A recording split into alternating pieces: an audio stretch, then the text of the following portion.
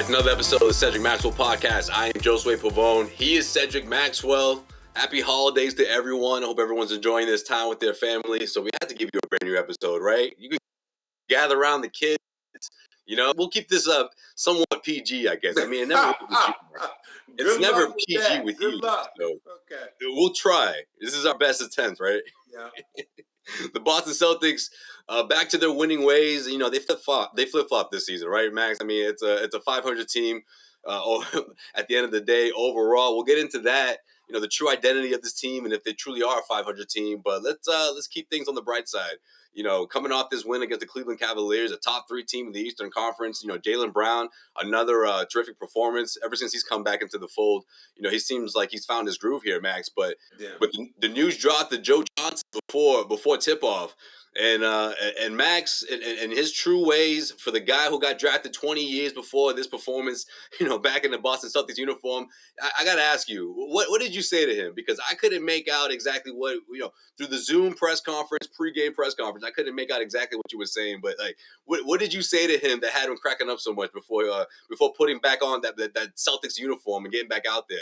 I was laughing. He was actually in a closed news conference. It was himself and I was in that via Zoom. Reporters, and they were all hanging out, and they were asking him a couple questions. So I was looking for him and found him in that room. And I walked in and I said, "The real 31 is up in here."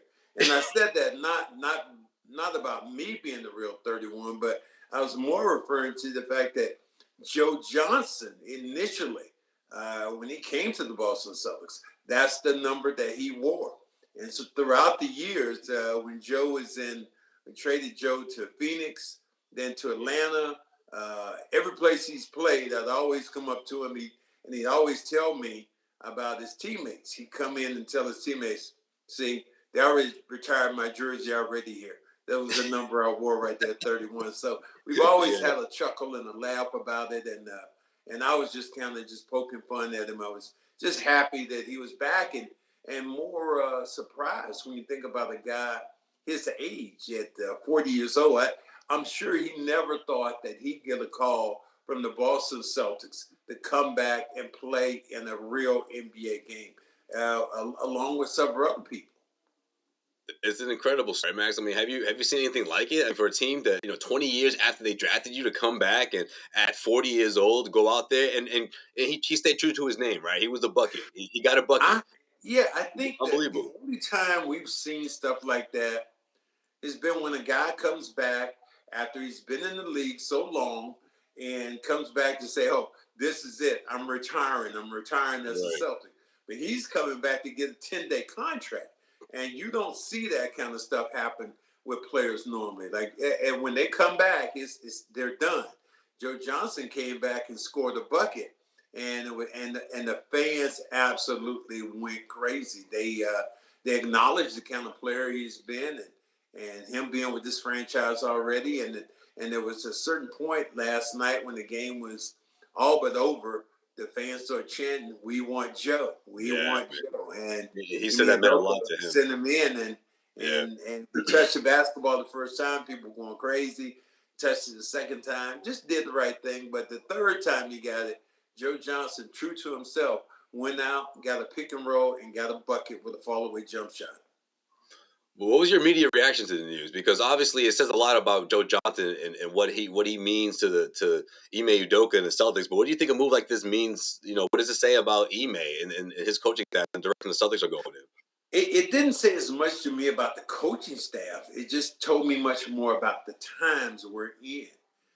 When you look at the number of guys who are coming back in this league and are playing in the NBA now, it doesn't seem as much about the coaching staff, Ime's style. It says more about the times we're living in, that you have to go back and recycle a player that you had 20 years ago. And if you haven't been out of the league that long, man, Brad Stevens asked me, he said, "Well, Max, you still think you got it?"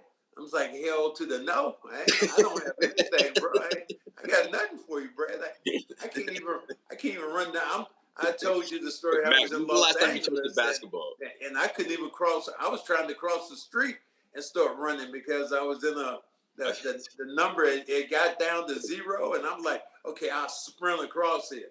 Sprinting across turned to like, okay, walking fast with hand out, telling cars to slow down. Yeah. What did your niece say? What did your niece say about that?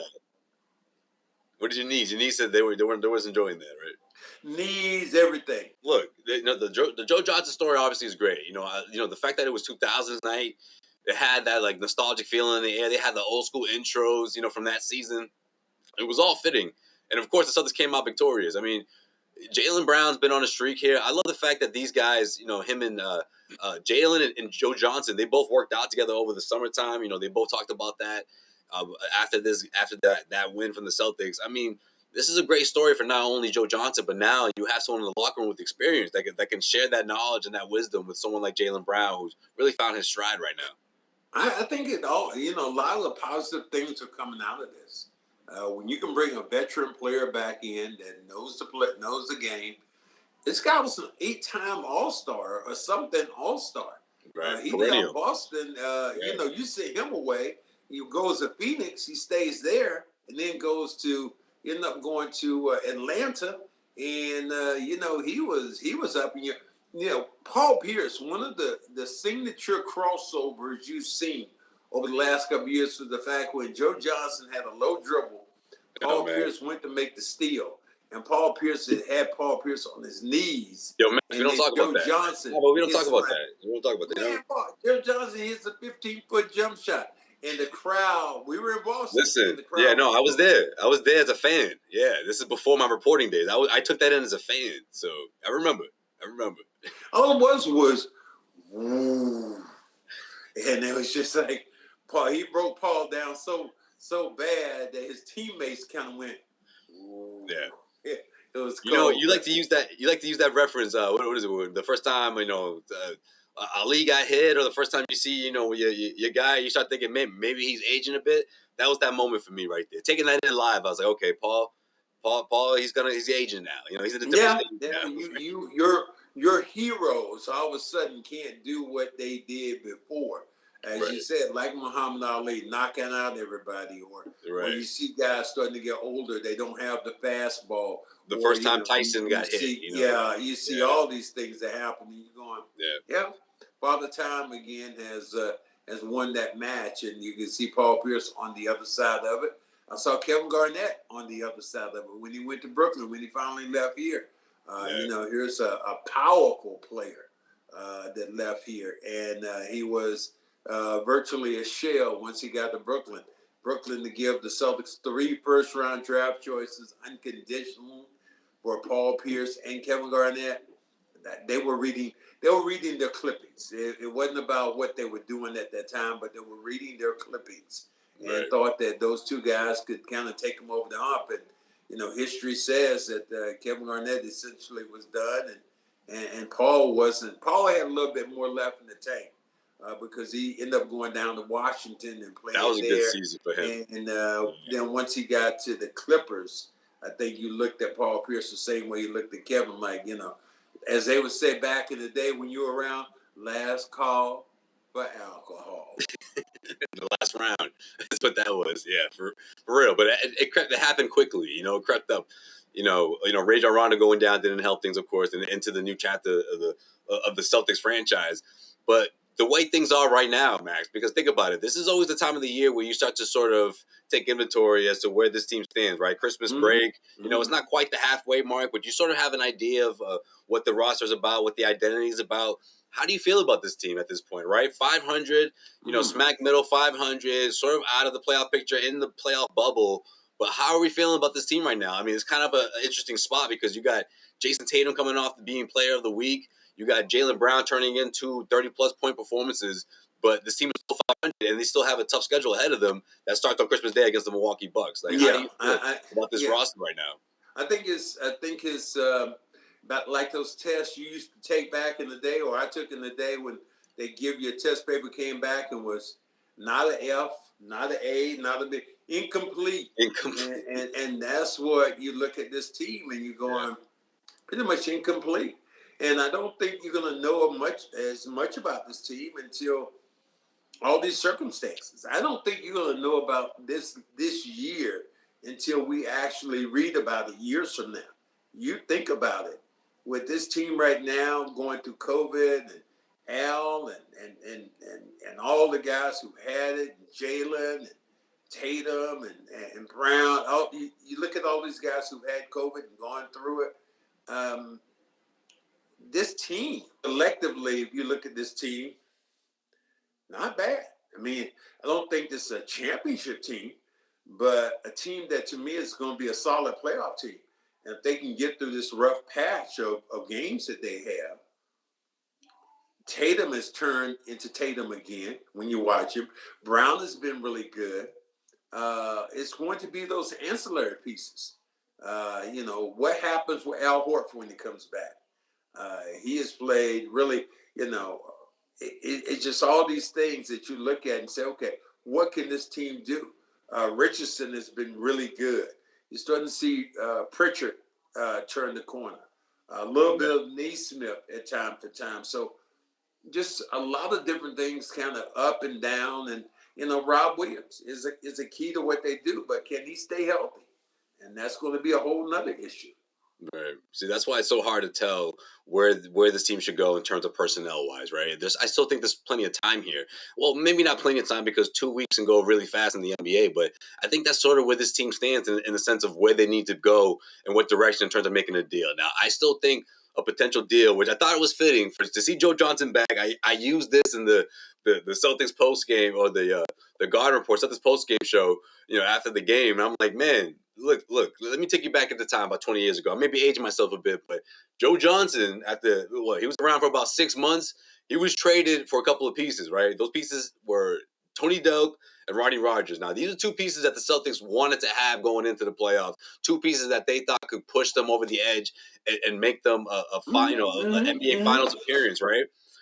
So fast forward 20 years later, I mean, the Celtics, I think if they can try to sort of move one of these pieces, whether it's one of these younger guys and Neesmith or Romeo, obviously it's hard to tell where their value is right now, but moving one of those pieces to consolidate that into bringing in someone that can actually, be like a fifth or sixth option, someone that can give you something on both ends of the floor. Do you think that's a potential possibility? Do you think Brad Stevens is looking into something like that?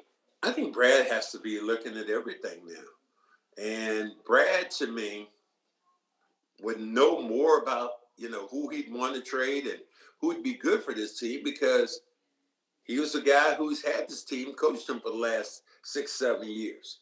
And so he knows more about the deficiencies and he knows more about the strengths of this team.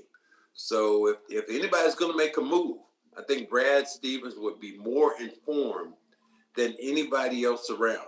Even if it's a general manager right now. Danny Ainge, as much as he was around, Brad has more hands-on with experience with the guys that he has now than anybody else. And then you look at it, you never can tell. Look what happened the other day when Kemba came back. Everybody said, Kemba's done. What did he drop, 30 up in the building or close to it? And, they had him essentially on the bench in New York.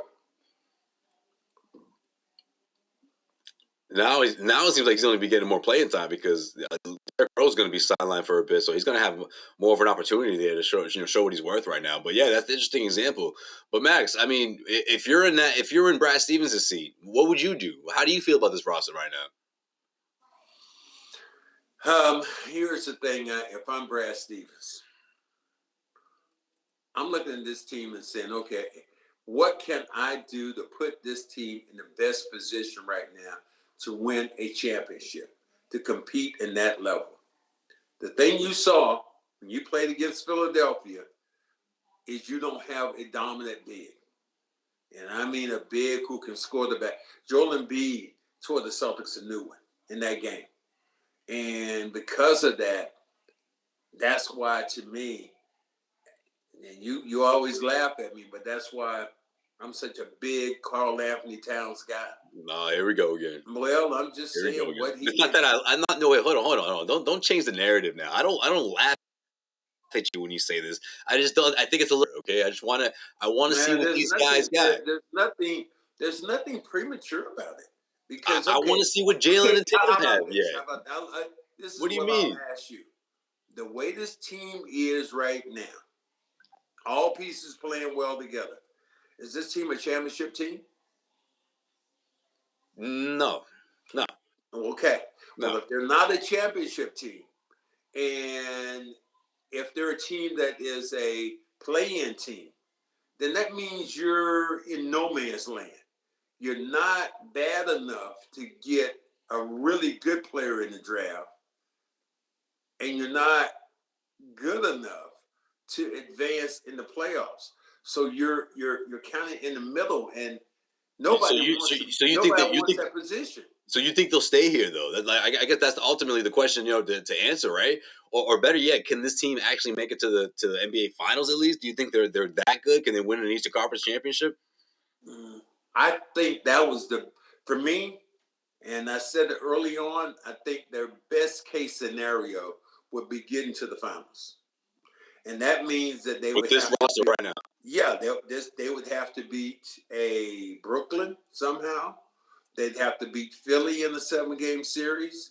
They would have to beat Miami in a 7-game series.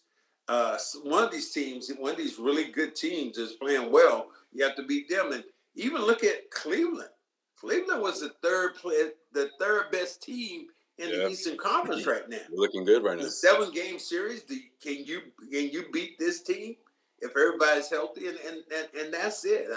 I applaud the commissioner right now and what he did. He said, look, nah, we ain't stopping there for a week. We ain't stopping there for a month. He said, because he said it best. He said, COVID's going to be around. It's not going to leave. So we're going to have to adjust, all our players. Matter of fact, the game that they're having, and as a broadcaster, I have the Christmas Day game.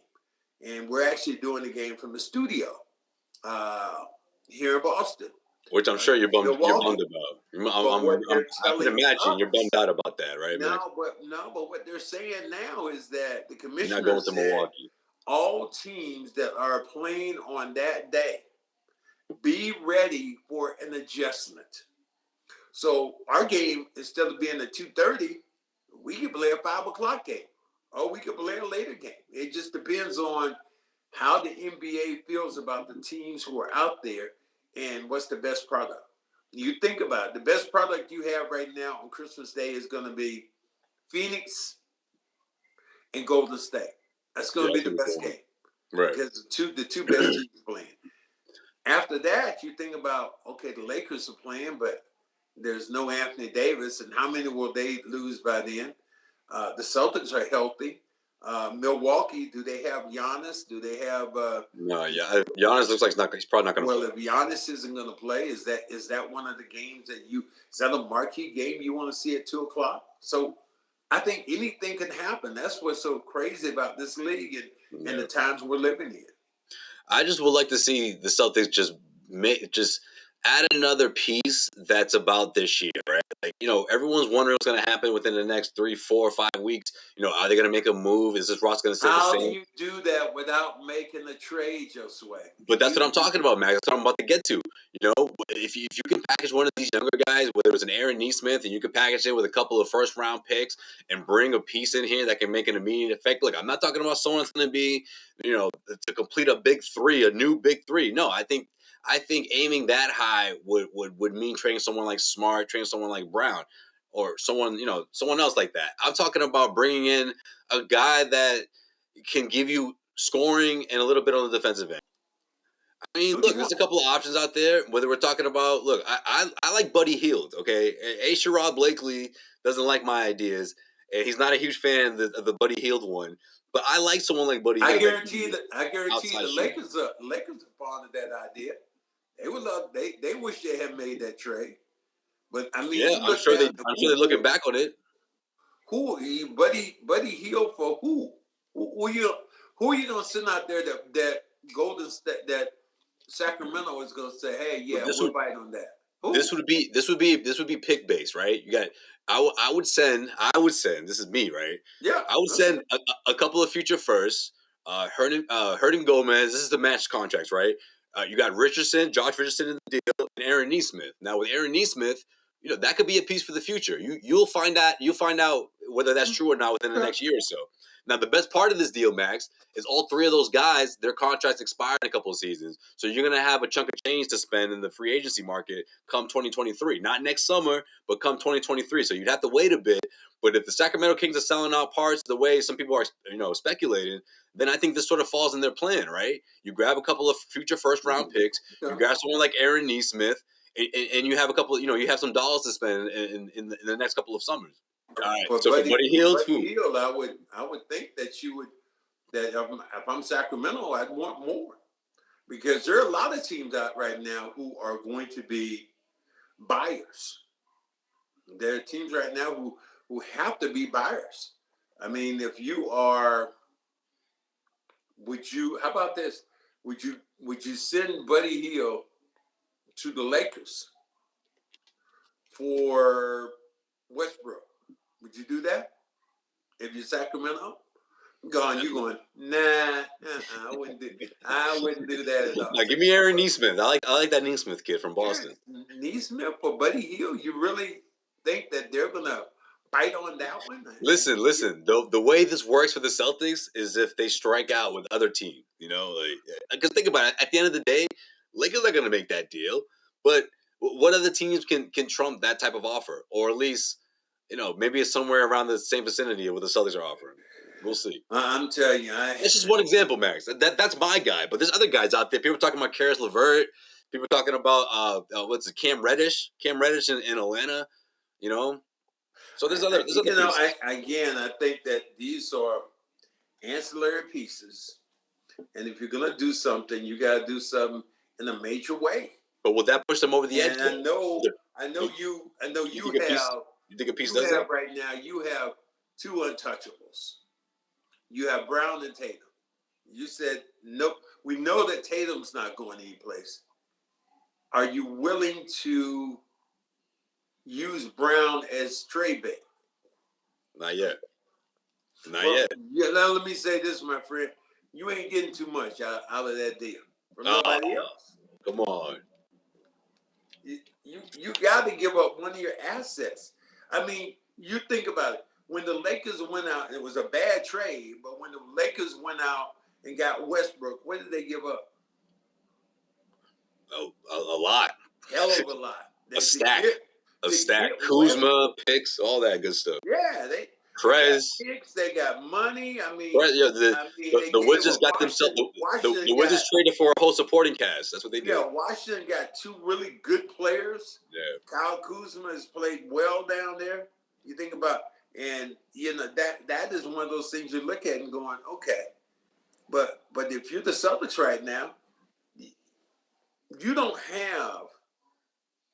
have a major piece that you're giving up that other teams are going to look at, unless it's the potential of Rob Williams, and you can have Marcus Smart or Brown. You got three guys that could possibly get you something in that neighborhood, but you're gonna have to give up one of those three guys, and the guy who would be pushing more power than anybody would be Brown. Yeah, for sure. No question, Max. All right, man, you brought up the Lakers. So before we wrap things up, man, let's talk a little bit about Isaiah Thomas. He signed, speaking of people getting a 10-day contract, Isaiah Thomas got himself a 10-day with the Los Angeles Lakers, going out there. And what is he dropping damn near 19 points in his Lakers? I was gonna say debut, but in his Lakers return rather. Well, how do you feel about this, man? What was your reaction? Are you surprised by this? And he showed out the G League, the G League showcase. Lost by how many? What's up? And the Lakers lost by how many? They lost by, it was in double digits. I don't know exactly, but it was double digits. They got out. I just think all that's a Band-Aid, and it is this era. It's the Joe Johnson era. It is the Isaiah era, because of COVID, has allowed the door to be open for guys who essentially were out of this league and weren't going anyplace. I can't believe right now, and as much as I've always talked about him, I like him, that Sullinger. I think he was the guy who wanted desperately to be on the team. And I'd love to have him for the Celtics. But here he went back to China. And I'm sure he has a contract that he can't leave, or you have to pay a hell of a lot of money. But guys like that, they could help your position, help your team. You know what? You bring up. I'm glad you just brought up Sullinger because it's an interesting conversation when you think about it. That the way things have changed, right? 10, 15 years ago, maybe the money that's offered in China, or definitely the money that's offered in China, is not the same, right? Right. You fast forward now, so now players sort of have to choose. You can make more money in China, or you can try to grind it out and try to make an NBA team. And some other players like Jared Sullinger, they chose China. Yeah, I think that Sullinger waited, and then it depends on who you are. If you got a family support. Sullinger, I think, just had a baby and he has a family, and so your path is different if you're a single man and you're by yourself instead of a married man trying to get back in this league. And I applaud Isaiah. It's a good point for continue along with his dream, and COVID has helped along with the process. I mean, he played well in the World Games and did well, but at the end of the day, Isaiah wants to be in the NBA where he can compete. Yeah, definitely. I mean, if you're saying it like this, why don't you, Josue? Why don't you bring back Ricky Davis? Hey, man, he's in the big three. Listen, if you're playing in the big three right now, you gotta be. You had to be watching Joe Johnson, thinking, "Look, that could be me." Well, maybe that's next for me. I asked Scal about it. Scal was in the big three for a while. I asked him, "Do you have anything?" Scal, now you start laughing. No, listen. No.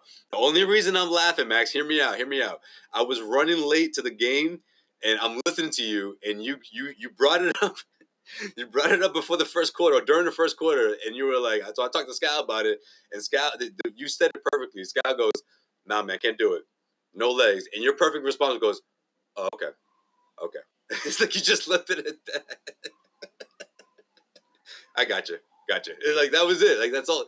Enough said. Like he can't do full court no more. So he's strictly big three. And then you and Grandy, I swear, man, you guys have the chemistry down. That perfect pause for emphasis, and then Grandy goes right into the game. Oh man, I was cracking up, man. So yeah, I'm glad I got to listen to that on the way in. And yeah, that was perfect. You paint the picture perfectly. He's not in it for the full court run. I can understand what he's saying, but I don't think that we would have ever thought that Joe Johnson, we'd see him in the Celtic uniform again. Right. I don't think anybody, even your wildest imagination, what's going on with COVID.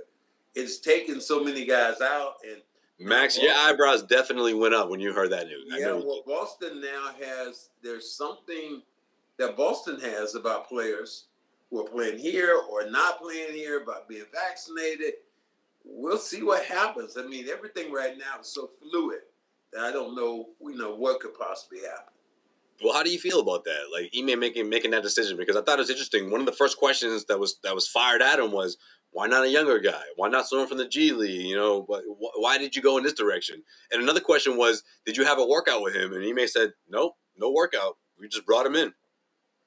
Well, I think that Ime was satisfied that he could still play in some capacity because he saw him in the 3-on-3, mm-hmm. big three.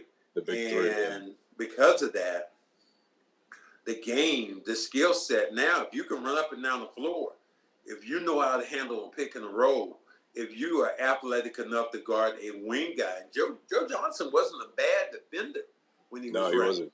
He wasn't a bad defender. Because his lateral movement, he was key. His lateral movement was always key, yeah. He still can score the basketball. There's a place in the NBA for that now. It's incredible. I love it. I love the story. All right, Max, what's the plan this weekend? What's going on? It's Christmas weekend. Saturday, Christmas Day. Perfect. Don't get no better than that, right? Look, I don't think it gets any better than that. I think that I'm waiting right now, and if you guys haven't hit that like button or subscribe to where we're at, you're kind of crazy. But I think some of the things that are coming up with us is like you and I are talking about a reveal, and we see all these song reveals.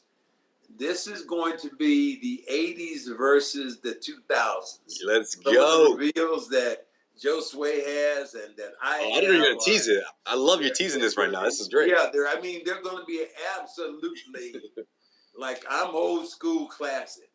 Josue is, Alien Ant Farm with Billy. No, he's not. Get out of here. No, whoa, 90s alternative, a little mix of that, All right, put it this way, Max. We're gonna be playing some of our guilty pleasures, if you will. You know what I mean? Everyone's got that genre or those artists that you only play when you're by yourself. You don't play in front of your boys all the time and whatnot. And but Max, you don't have any of those though. You don't have it. You stick to who your roots, and you listen to what you listen to. I'm rooted in it. I mean, I am about as old school as I get. I go with Charlie Wilson from the Gap Band. Yeah, but you're not hiding Charlie from your boys, right? Like, who do you? No, who would I hide from my boys? You bumping like Celine Dion on the low? You bumping like you listen to like probably Darius Rucker from Hootie and the Blowfish. When he went country? I'm with it. And it's so funny. I saw him in Charlotte. Wow. I saw him in Charlotte and walking through the airport. And I don't think that many people recognize him, man. And I don't know why I had him on my playlist. You recognize this motherfucker? I said, Darius. And he turned around and looked see who was calling him. I didn't even say anything. And he just kept, and then he couldn't figure it out. And then he kept walking. But I thought that was funny. So because he was like, I know, you know why though? He was, I know it wasn't that black dude. I know. Yeah, but I mean, yeah, that probably is true. But it's just like those would be the ones I think that for me that might be a little different when it came to selections of my music, which are not from my particular era, not a Luther Vandross, not a Frankie Beverly and Mays, and not a Kim, people like that. But out of my era would have been something like that, like Hootie and the Blowfish, and not even Hootie and the Blowfish. Be more like Darius Rucker when he went country. Yeah, when he went country, that's a whole different vibe. You got to pull up with those then. You got to pull up with that record too. We're gonna do all that. Yeah, I mean the biggest one that has been revealed over and over again, and I hope you've heard it. We're gonna do Chris Stapleton. Okay, that's right. Yeah, we talked about that. Tennessee Whiskey. That's right. You sent that one. And the live version of that, Josue, if you haven't heard that, you're gonna be on it. You're gonna go. Oh, we're gonna find out. That white man got some soul. all right. I'm gonna get you some gems too. He might be Larry Bird of country music when you think about having some soul in this game. Okay, I want to hear it. You know what? I'm gonna put together some gems for you. Some stuff that's right up your alley that you don't know about. You'll be surprised, Max. I'm all that. You went with some of the names you told me before. That was enough for me. When you went with Red Hot Chili Peppers, I'm like, yeah, that's a vibe. I don't know a brother around here other than you and your brother that might be listening to damn Red Hot. Joel knows. Joel's hip. Counting Crows. There might be the only two black dudes or men of color that I know that you could go. What's on your playlist? Red Hot Chili Peppers. What? Really? Yeah, I guarantee you rock to some song, but you don't even know that that's the Chili Peppers. See, that's the thing with you, Max. I guarantee there's some song that you just don't know that you don't know that. Josue, the only way I've listened to some of the songs you're talking about right now is because they play them in the arena. Yeah, Boston. You're in Boston. That's why. Or during the game.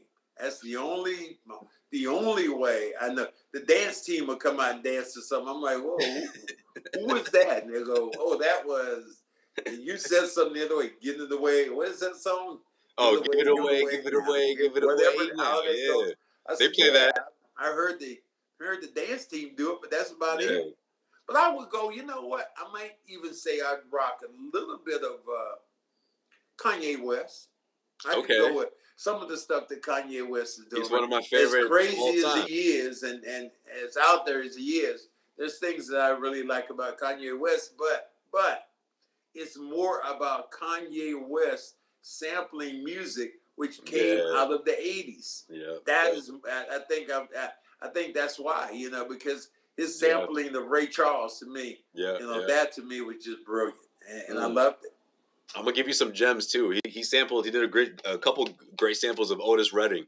I'm gonna put you on, man. It's good stuff. Him and Jay-Z. But yeah, man, we're gonna have a blast with that. That's funny you mentioned those artists. But yeah, I went to school in the burbs. All right, I went to school in the suburbs. So you gotta, you listen to some shit you wouldn't normally hear in the hood.